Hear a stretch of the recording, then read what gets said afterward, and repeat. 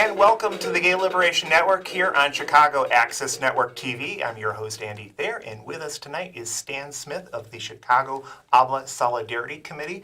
Thanks for joining us tonight, Stan. Let me have we're going to be talking about Julian Assange, Chelsea Manning, and why defending both of them is important to defending what's commonly understood as press freedoms, human rights, and so forth. So thank you so much for joining us tonight, Stan. We're going to get a little bit into the show, but if you'd like to join the conversation, ask Stan a brief question or comment, you can call us at the number that's on the bottom of your screen. For those of you who are watching on Facebook Live, that's 312-738-1060. But let's first update people about what's going on here. In early March, Chelsea Manning was imprisoned for refusing to testify before a grand jury, ostensibly to answer questions that, as she herself has said any number of times, she has answered over and over again. In fact, she served 7 years in prison thanks to the Obama administration going after her and, frankly, a record number of whistleblowers. But apparently the United States was in the process at that time preparing to go after Julian Assange again. In fact, there had been a leaked indication because the Justice Department had screwed up in some kind of court filing, and supposedly redacted documents were not redacted, and indicated the United States was still very much going after him. And the United States sealed a deal with a new Ecuadorian government and kicked Julian Assange out of the Ecuadorian embassy in London, England. So clearly the the renewed attack on Chelsea Manning was preparatory to that, because of course they have now imprisoned Julian Assange. Could you tell us, Stan, a little bit about Mr. Assange's situation, where he's being held, and what the current status of his legal battle is? I think he's in some maximum security prison in England. I'm not exactly sure the name of it, and he's going to be held there for at least, I think, 50 weeks. And when he get prison, April 8th or 9th? I forget exactly. It sounds about right, yeah. And his lawyers are trying to fight it.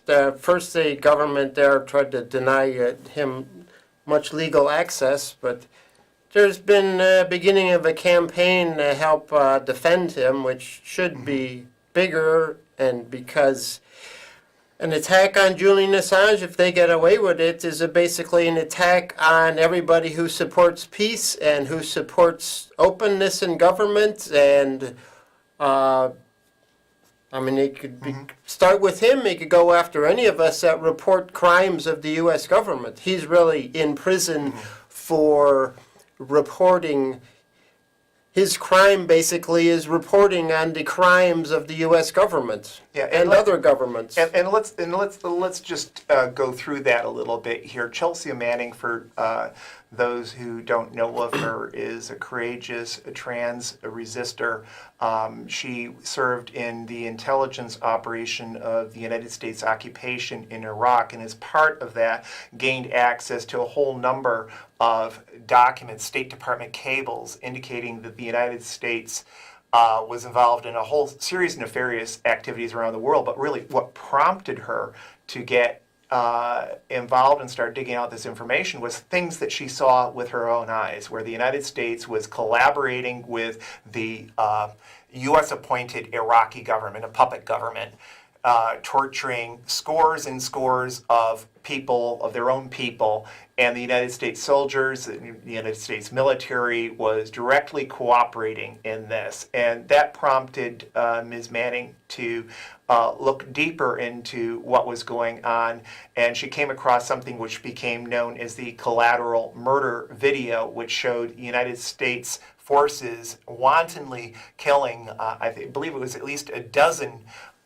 Iraqi civilians, including 2 Reuters journalists. Reuters tried to find out about what the hell went on with its own people, couldn't get it. It was only thanks to Chelsea Manning that this so-called collateral murder video that was shot by United States forces, showing them wantonly killing, mowing down Iraqi civilians. And one thing led to another.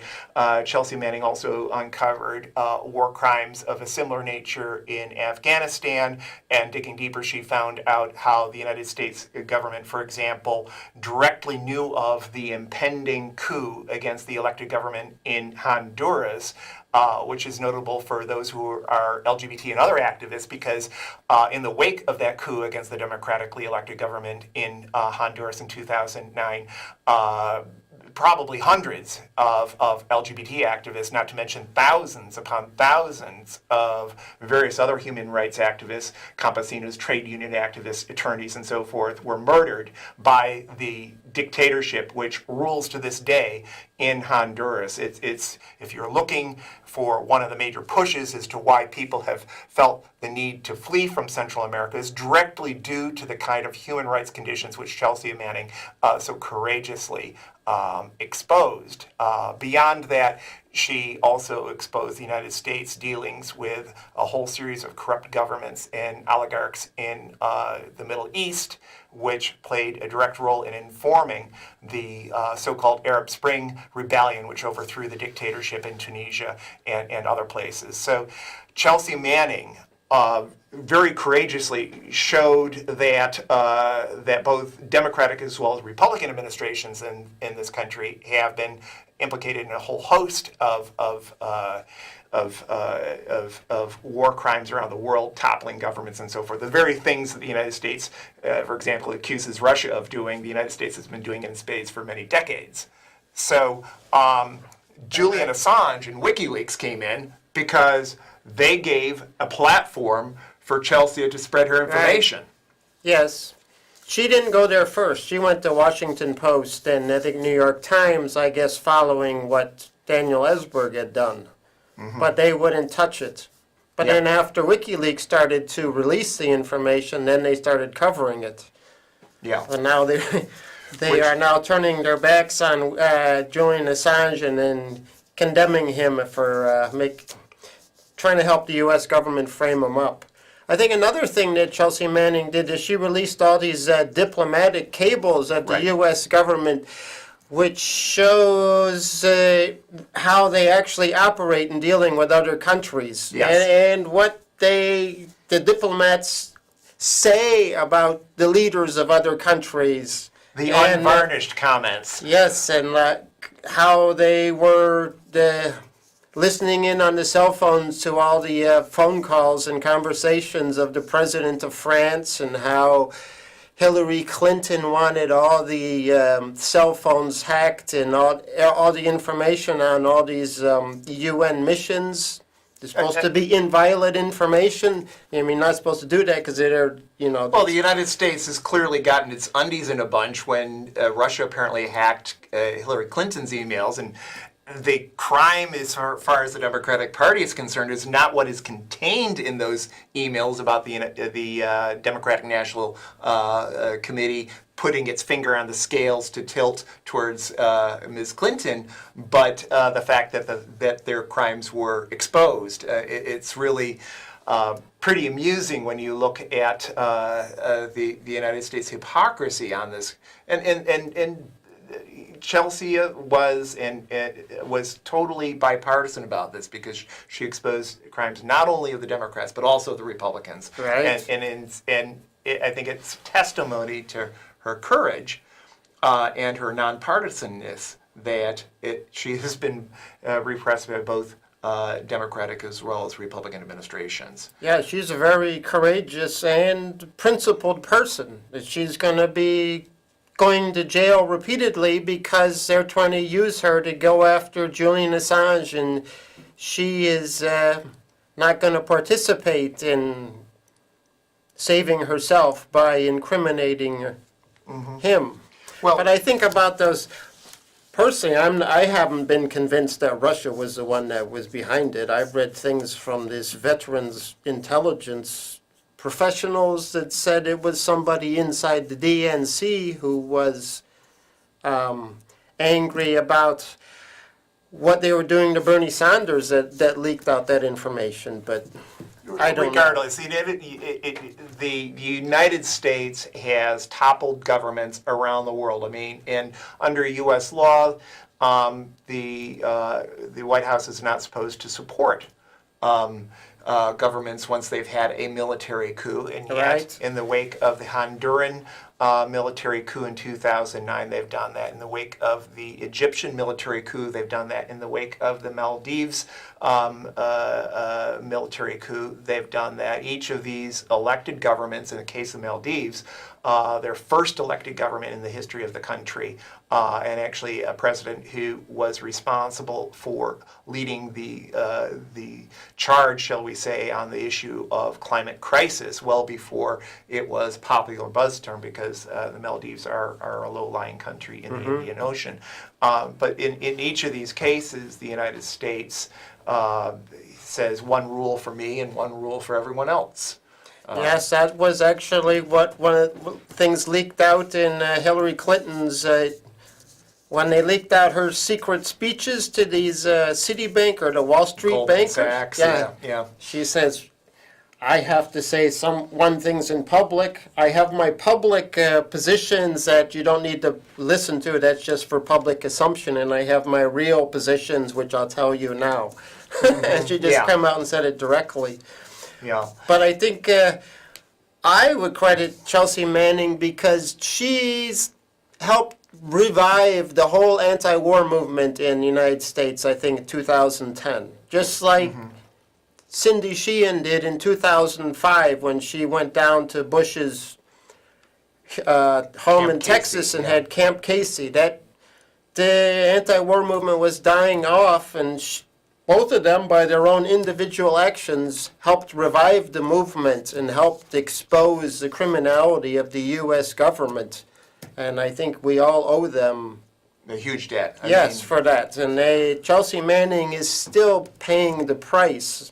and we're going to get into that in terms of what Chelsea faces going forward in just a few moments. But first, I'd like to get up on your screen those of you who are watching on cable channel 21 in Chicago. And sorry for those of you watching on Facebook, you won't be able to see this, but you'll hear our verbal narration of a few important announcements of things that are coming up. And the first here is an event that we're having next Friday, and that is a retrospective and, more importantly, the relevance of the Stonewall Rebellion. It's 50 years this year. The Stonewall Rebellion, for those of you who don't know, was an LGBT fight back against police brutality at a New York Greenwich Village bar called the Stonewall Inn 50 years ago, which relaunched the LGBT movement on a mass scale. There had been LGBT movements, of course, before this, much smaller, and in the case of the United States, and another movement centered on Weimar Germany before the rise of Hitler and the Great Depression. Those movements were nothing compared to what happened to the modern LGBT movement, which was launched in late June 1969, thanks to this fight back against police brutality. And this event, which is 7 p.m. Friday, May 17th at the Berger Park Cultural Center, corner of Sheridan and Granville in Chicago, right close to the Red Line Granville stop. You should check that out a week from today at 7 p.m. The next event I'd like to have Stan help us narrate here, because this is something he's directly involved with the Chicago AIBA Solidarity Group promoting. Stan, tell us a little bit about this event that's happening a week from tomorrow, Saturday, May 18th.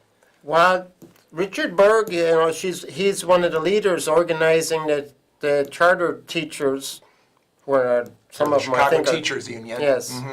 And he was down in Cuba at a delegation in April, and Bama and Assad went in March to Venezuela as a bunch of a group of anti-war activists under the World Peace Council organized.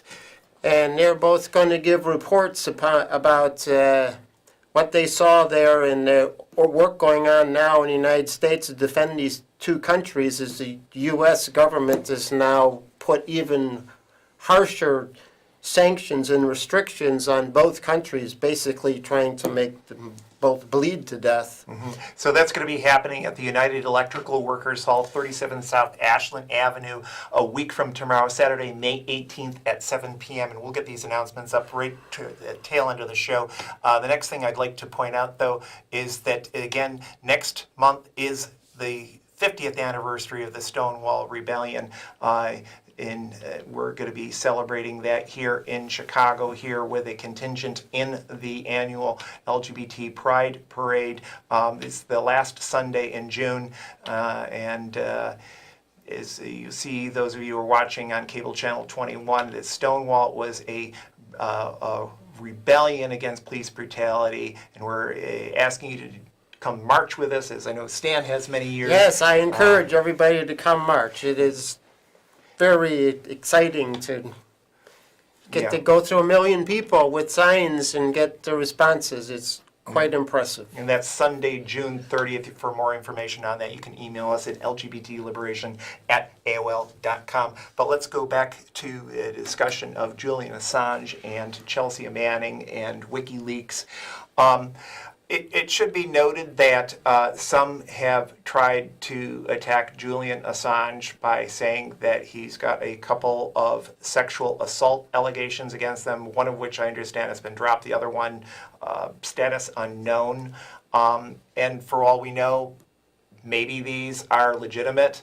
In this Me Too era, information like this comes out all the time, but I think it's got to be said very, very clearly that the reason why the United States government, the reason why the British government, the reason why the Swedish government before them is going after Julian Assange has nothing to do with their alleged concern about the rights of women and stopping sexual assault, that this is a full-bore attack on press freedom, because what Julian Assange did through publishing on WikiLeaks any number of embarrassing State Department documents was the same thing that Daniel Ellsberg and the Pentagon Papers back during the Vietnam War, which played a pivotal role in helping end that war against the Vietnamese people. And so, Stan, I know that you have been following the case of Julian Assange probably better than I have. What remarks would you have to say about his case vis-a-vis press freedom? Well, the U.S. is just trying to maintain their control of fake news, and they do not want real news, truthful news coming out. And he's a big threat to them. And I know for both parties. Yes, I know that his case with about the rape allegations, if that's what it is, that Sweden dropped it.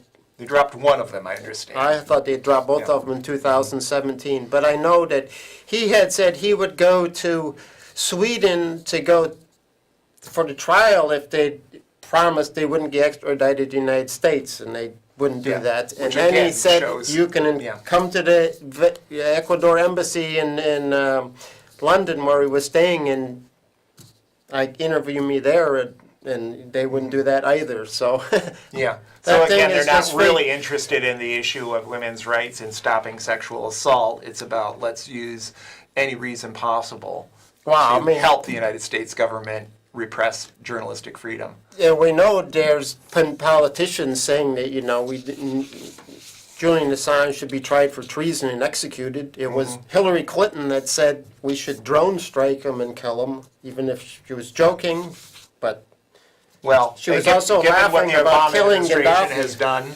any number of times with drone strikes, and of course the Trump administration following it. Unfortunately, that kind of so-called joke is unfortunately yes, it's not a joke. Backed up by reality. But there's a good. I was going over some of the things that WikiLeaks has released that I didn't even know some of it. That he released information that showed that Obama's first cabinet, he released the emails from the Citibank that basically suggested all these people be part of Obama's first cabinet, and they became his And his it was first, a who's who of Wall Street. So it's basically Citibank appointed his first cabinet.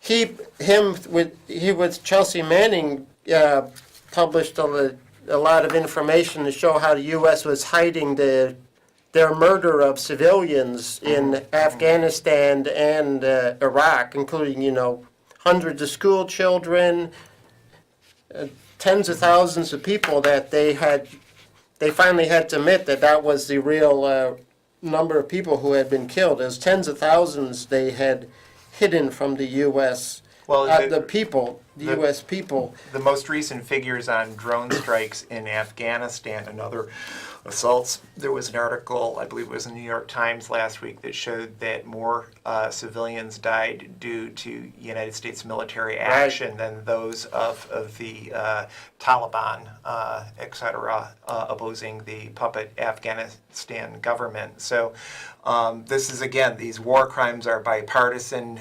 Trump is, shall we say, a little bit more blunt and open about them. But we've seen in previous administrations how the Democrats commit many of the same crimes. So one thing that I'd just like to switch over to really quickly, Stan, you're hosting this event a week from tomorrow and talking about with Richard Berg about the blockade of Cuba. And I think a lot of people in the United States don't quite sort of grasp what that can mean to people. I made up a little cheesy graphic this afternoon, snuck time away from work, to show just what this means. A tiny country like Cuba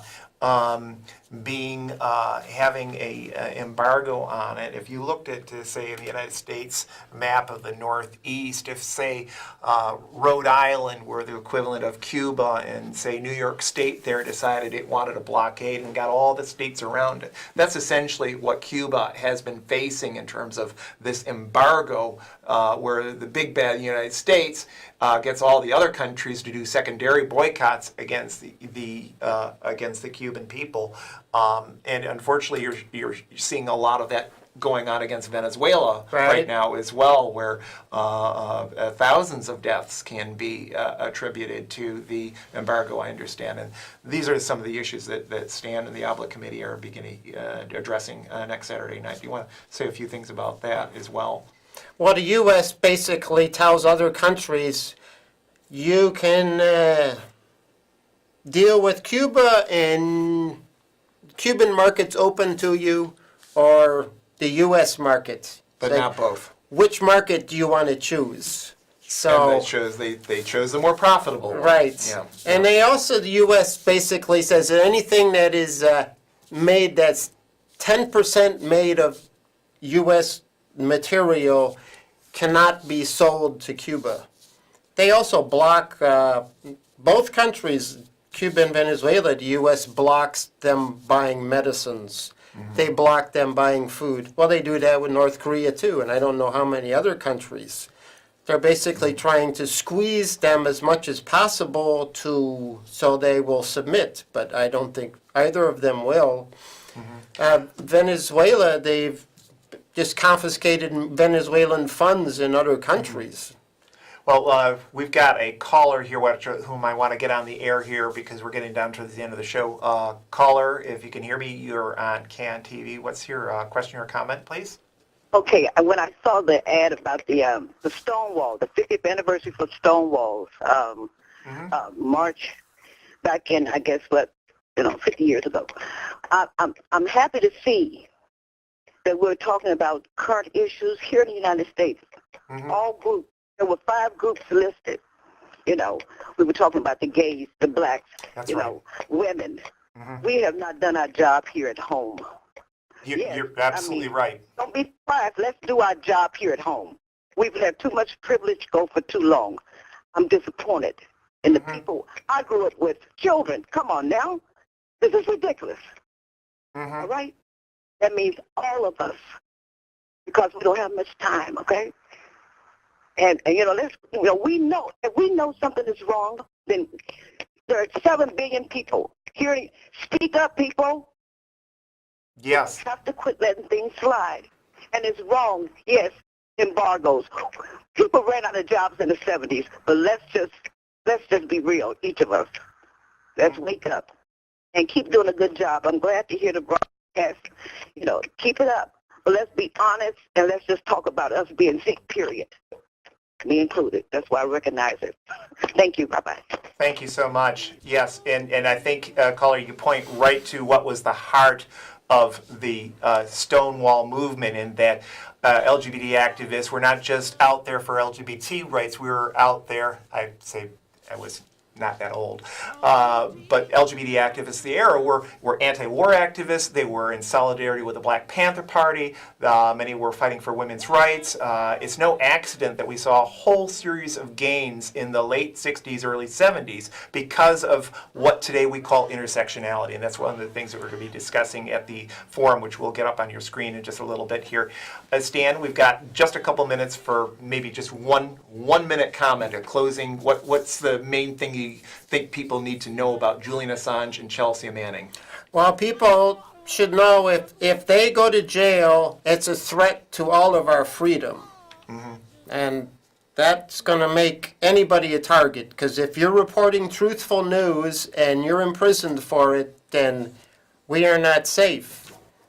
Absolutely. And I'd also like to say about the Stonewall, it's not just a historical thing, but we know the positions like the vice president about gay rights. Mm-hmm. I think they will try to reverse a lot of the gains that the gay liberation movement has made over the last years. Maybe in their, Absolutely. Seems to me they're going to get reelected, and I'm sure they're going to do something. So these gains, like why they're packing marriage the courts. rights, are they're kind of tenuous, just like anyway.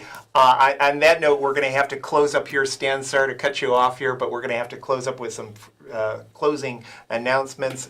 Again, check out the forum a week from tonight, Friday, May 17th, 7 p.m. at the Burger Park Cultural Center, 6205 North Sheridan Road in Chicago. This is the Stonewall Rebellion, the relevance for today. What can the Stonewall movement teach us? And then there's the event that Stan is involved in promoting, which is the Chicago AIBA event, which is to be held on Saturday, May 18th. Report back from Cuba as well as Venezuela at the UE Hall, 37 South Ashland Avenue, 7 p.m. Saturday, May 18th. And then, of course, the last Sunday, I should say, of June, which is going to be the 50th anniversary of the Stonewall Rebellion in New York City. Please join the Gay Liberation Network for our annual contingent in the Pride Parade, and you can get more information about that by emailing us at lgbtliberation@aol.com. It's coming up on your screen there real quick. Again, we want to thank all those who made tonight's program possible. Paul Avery in the booth, Stan Smith with us, and here come the credits.